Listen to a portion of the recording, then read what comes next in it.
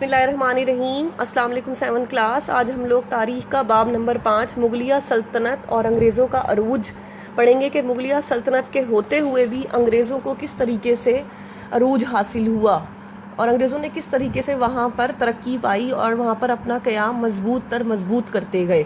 ठीक है बेटा, आज की स्टार्टिंग डेट पुट करेंगे 16 जुलाई 2020 लिखेंगे सब बच्चे इस पर। आज का सबसे पहले हम इसके अंदर देखेंगे कि बड़े सगीर पाक व हिंद में अहमद शाह अब्दाली की आमद, मुस्लिम उमरा कहते हैं वजीरों को, और मरहटों की शोरिशें साजिश पर काबू पाने के लिए शाह वलीउल्लाह के किरदार को बयान किया गया है। उसके बाद हम देखेंगे जंग बक्सर जो थी उसके क्या नताइज निकले थे और ईस्ट इंडिया कंपनी को दिए जाने वाले दीवानी कानून की वजाहत कैसे की गई है। दीवानी कानून कहते हैं कानूनी कानून को, दीवानी हकूक, कानूनी हकूक।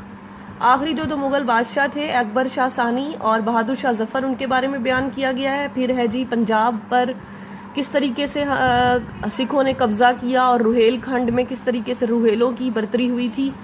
फिर उनको किस तरीके से इस्तेहकाम हासिल हुआ यानी कि मजबूती मिली। फिर हैदर अली ने किस तरीके से अपनी खुदादाद सल्तनत का क़याम अमल में लाया यानी कि अल्लाह की तरफ से जो उसे सलाहियतें दी गई थी उसने उस तरह किस तरीके से उन्हें अमल में लाकर अपनी सल्तनत कायम की। ठीक है बेटा, नेक्स्ट हमारा टॉपिक है जो हम देखेंगे इसमें टीपू सुल्तान के अहदाफ हालात ज़िंदगी। अंग्रेज़ों के साथ सरंगापटम में किस तरीके से उसने मुकाबला किया था। अंग्रेज़ों का सरंगापटम जो है जगह का नाम है बेटा। फिर शाह वलीउल्लाह के बारे में है, उनके बेटे हैं जिस सैयद अहमद शहीद, उनका जिक्र और किस तरीके से उनकी तहरीकों के बारे में बयान किया गया है। फिर 19वीं सदी में जो है हैदराबाद, दक्कन, बलोचिस्तान, सिंध वगैरह में किस तरीके से अंग्रेज़ों की पॉलिसी के अहम नुकात बयान किए गए वो देखेंगे। नेक्स्ट हम सबसे लास्ट में देखेंगे बेटा जंग आज़ादी का क़याम की जो है किस तरीके से अमल में आया था और मुसलमानों ने किस तरीके से अंग्रेज़ों के खिलाफ जंग आज़ादी लड़ी 1857 में और उसकी क्या वजूहात नताइज सामने आए।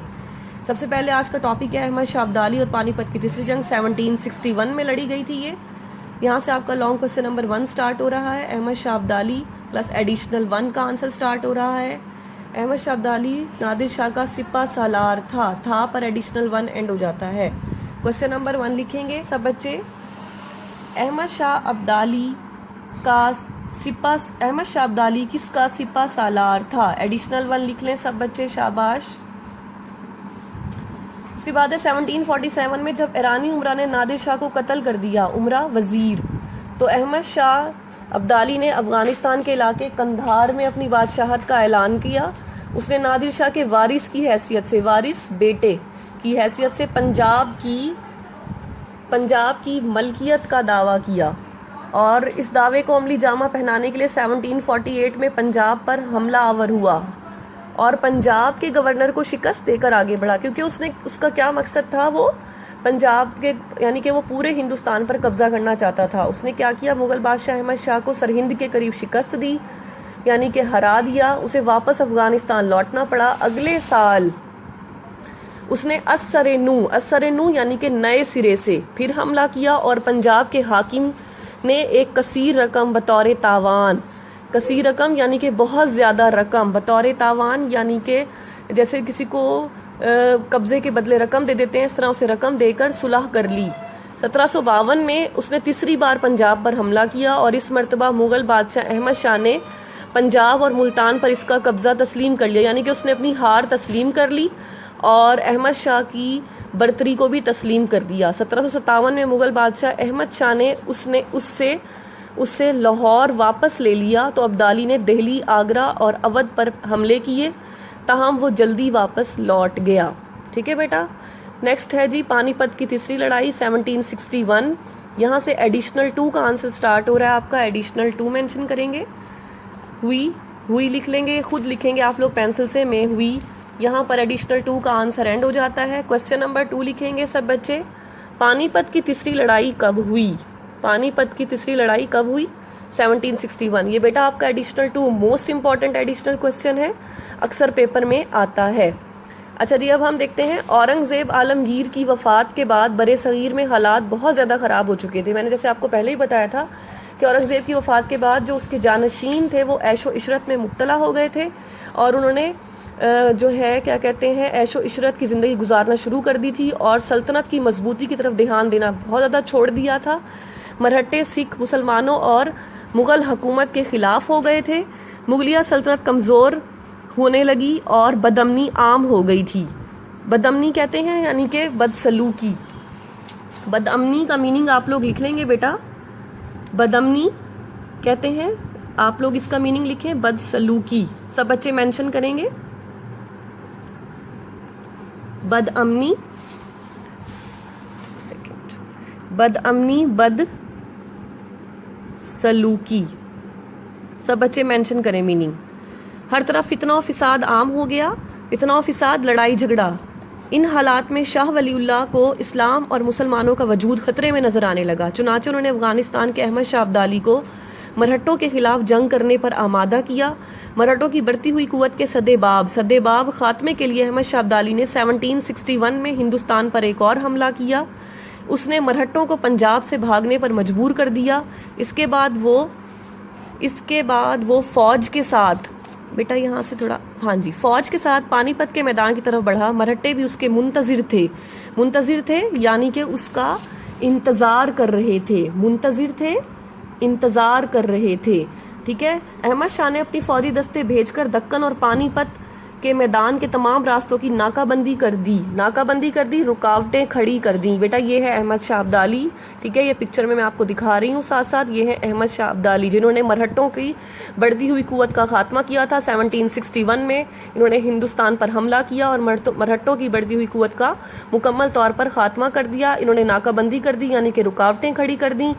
مرہٹوں کا سلسلہ رست یعنی کہ ہتھیاروں کا راستہ منقطع کرنے کے بعد، منقطع بند کرنے کے بعد، منقطع کو انڈر لائن کریں، اس کا میننگ لکھیں گے، بند کر دیا۔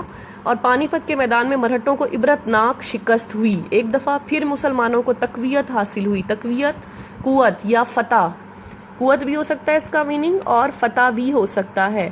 احمد شاہ ابدالی شاہ عالم دوم کو جو بہار میں مقیم تھا بادشاہ دہلی نامزد کر کے واپس لوٹ گیا۔ یہاں پر لانگ کوسچن نمبر 1 اینڈ ہو جاتا ہے، ٹھیک ہے بیٹا۔ امید کرتی ہوں آپ کو کوسچن بہت اچھے سے سمجھ آیا ہوگا، پھر بھی کوئی پرابلم ہو تو آپ مجھ سے دوبارہ پوچھ سکتے ہیں۔ تھینک یو سو مچ۔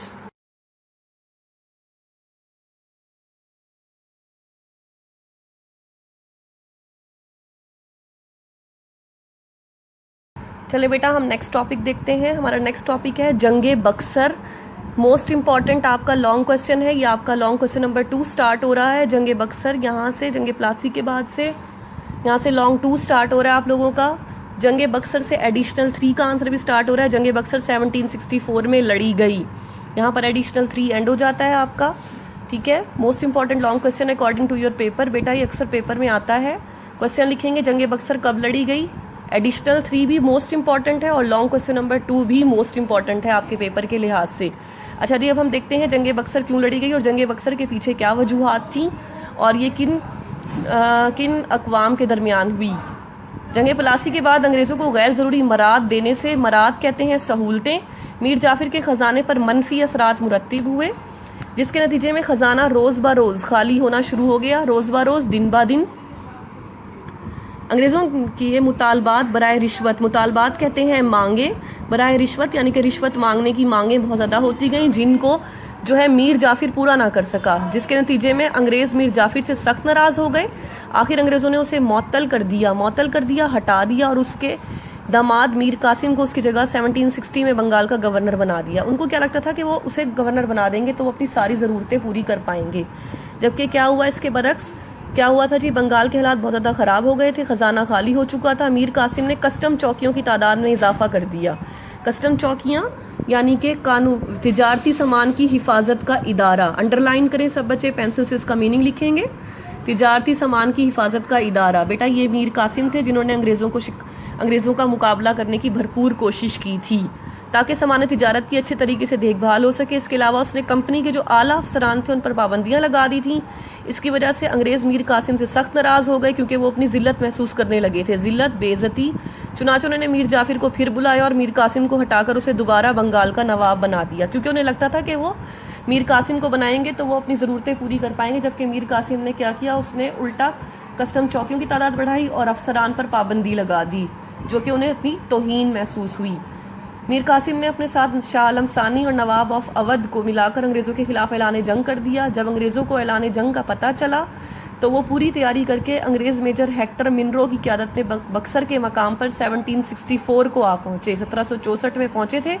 اس جنگ میں میر قاسم کو شکست ہوئی اور وہ دہلی کی طرف بھاگ گیا۔ اس کی موت گمنامی کی حالت میں 1778 میں ہوئی۔ بنگال پر قبضہ ہونے کے بعد انگریزوں کے حوصلے جو تھے وہ مزید بلند ہو گئے تھے، مزید بڑھ گئے تھے۔ اب انگریزوں نے دوسرے صوبوں کو بھی فتح کرنے کے لیے جوڑ توڑ شروع کر دیا۔ یہاں پر لانگ کوسچن نمبر 2 اینڈ ہو جاتا ہے، اینڈ آج کی یہاں پر اینڈنگ ڈیٹ پٹ کریں گے آپ سب بچے، ٹھیک ہے بیٹا؟ اس میں آپ کو تھوڑا سا اوور ویو دوبارہ سے دے دیتی ہوں، اپنی ایزی ورڈنگ میں سمجھا دیتی ہوں کہ کیا ہوا تھا۔ کہ جنگ پلاسیوں کے بعد انگریزوں کو لگا تھا کہ انہوں کو غیر ضروری مراعات مل گئی ہیں تو وہ کچھ بھی اب کر سکتے ہیں، تو انہوں نے میر جعفر کو گورنر بنایا ہوا تھا بنگال کا، لیکن وہ ان کی ضرورتیں پوری نہیں کر سک رہا تھا، جس کی وجہ سے اس نے کیا کیا، انگریزوں نے اس کے داماد کو بنا لیا۔ لیکن داماد نے جب دیکھا میر قاسم نے کہ حالات بہت زیادہ خراب ہے، خزانہ خالی ہو گیا ہے، تو اس نے کسٹم چوکیوں کی تعداد میں اضافہ کیا اور کیا کہتے ہیں کمپنی کے افسران پر پابندی لگائی، جو کہ انگریزوں کو ذلت محسوس ہوئی۔ تو اس نے دوبارہ کیا کیا، انگریزوں نے انہیں میر قاسم کو ہٹا کے میر جعفر کو دوبارہ گورنر بنا دیا۔ پھر میر قاسم نے کیا کیا جی، شاہ عالم ثانی کو اور بنگال اور نواب آف اودھ کو ملا کر خلاف اعلان جنگ کر دیا تھا۔